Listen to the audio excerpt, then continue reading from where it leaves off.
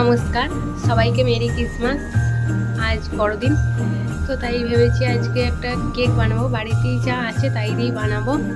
তো আমি একটা ক্রিসমাসের টুপি পরে নিয়েছি, দেখো। তা তারপরে আজ গুরুজির জন্মদিন, সেখানে যাব একটু। সেখানকার কিছু ক্লিপ তোমাদের সাথে শেয়ার করব। আর কীভাবে কি কেকটা আমার তৈরি হয়েছে তোমরা দেখতে থাকো, কীভাবে কি বানাচ্ছি। তো আজকে আমি ফার্স্ট, আগেও 3টে ভিডিও শেয়ার করেছি তোমাদের সাথে, তো ক্যামেরার সামনে আজকে আমি ফার্স্ট। তো কেমন কি হচ্ছে আমার ভিডিও দেখতে থাকো, আর অবশ্যই কমেন্ট আর শেয়ার করবে, আর সাবস্ক্রাইব তো করবেই। চলো এবার তাহলে কেকটা তৈরি করা যাক। প্রথমে প্যাকেট থেকে কাজু, কিশমিশ, আমন্ড, মোরব্বা আর কিছু চেরি নিয়ে নিলাম। এবার কমলা লেবুটা কেটে চিপে রসটা বার করে নিচ্ছি। লেবুটার রস ভালোই ছিল, আর আমার এই কেকটা একটা লেবুতেই হয়ে যাবে। এবার কাজু, কিশমিশ, আমন্ড, ড্রাই ফ্রুটগুলো সব আমি ছোটো ছোটো করে টুকরো করে কেটে নিচ্ছি, দেখো। এরপর এই ফ্রুট জুসটাতে টুকরো করা ড্রাই ফ্রুটগুলো মিশিয়ে দিচ্ছি। এটা অনেকক্ষণ ধরেই ভেজতে হবে। এরপর একটা বোল নিলাম, এবার ময়দাটা এর মধ্যে ভালো করে ছেঁকে দিচ্ছি। তারপর ডিমগুলো ফেটিয়ে একটু বেশিক্ষণ টাইম ধরেই ফেটাতে হবে। অল্প অল্প করে ময়দা দিচ্ছি আর মিশ্রণটা ফেটাতে থাকছি। এভাবেই ময়দাটার সাথে ডিমটা মিশিয়ে নিতে হবে। এবার দিচ্ছি সুগার পাউডার। মিক্সিতে চিনিটা ভালো করে ব্লেন্ড করে সুগার পাউডারটা তৈরি করে দিচ্ছি। 1 কাপ ময়দাতে 1/2 কাপ সুগার পাউডার দিতে হবে। এবার দিয়ে দিচ্ছি তেলটা 1 কাপ ময়দাতে 1/2 কাপের মতন দিতে হবে। তারপর নিয়ে নিচ্ছি ভ্যানিলা এসেন্স। এবার দিয়ে নিচ্ছি নুনটা 1/2 টেবিল চামচের মতো। কেকের ব্যাটারটি খুব ভালোভাবে ফেটিয়ে নিতে হবে।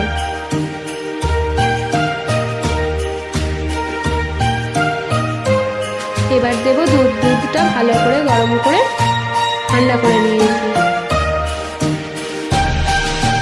দুধটা কেকের ব্যাটারের মধ্যে ভালোভাবে মিশিয়ে নিতে হবে। এটা আমি আমুল দুধ ব্যবহার করছি, তোমরা গরুর দুধও ব্যবহার করতে পারো।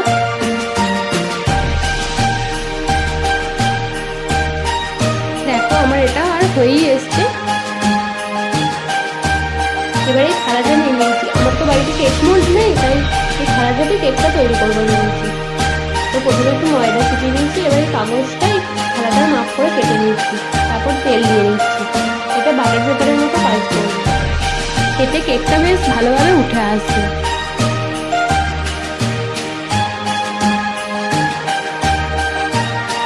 আবার এই কেকের ব্যাটারটা আরেকটু ভালোভাবে ফেটিয়ে নিচ্ছি।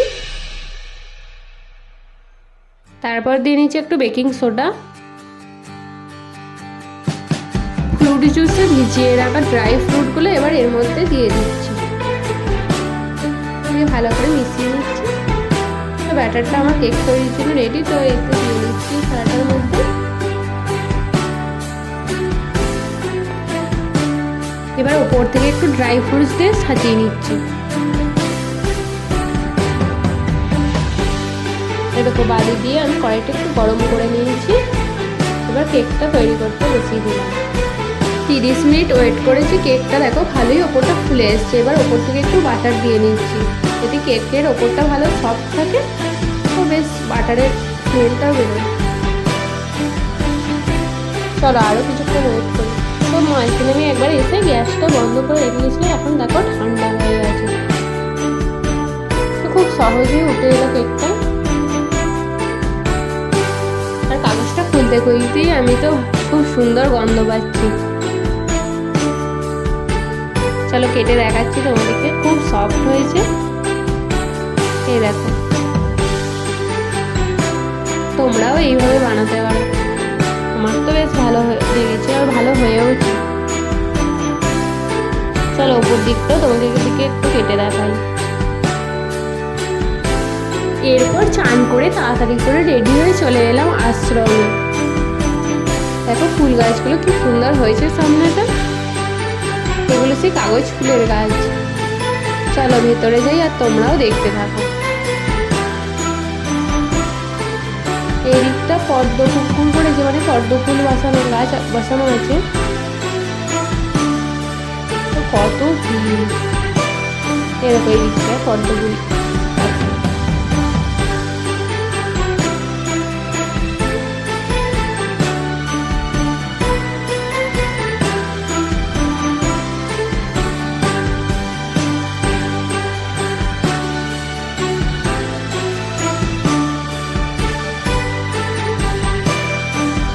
অনেক ভিড় হয়েছিল দেখো, আর অনেকজনের সাথে দেখা হয়েছিল, অনেকেই এসেছিল এই আশ্রমে। তো এটা দেখো শ্মশান।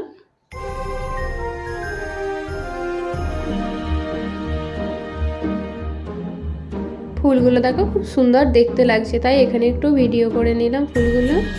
চলো এবার বাড়ি ফিরে যাই। আজকের ব্লগটা এতটুকুই। সবাই ভালো থেকো আর আমার ব্লগ দেখতে থেকো। Bye bye.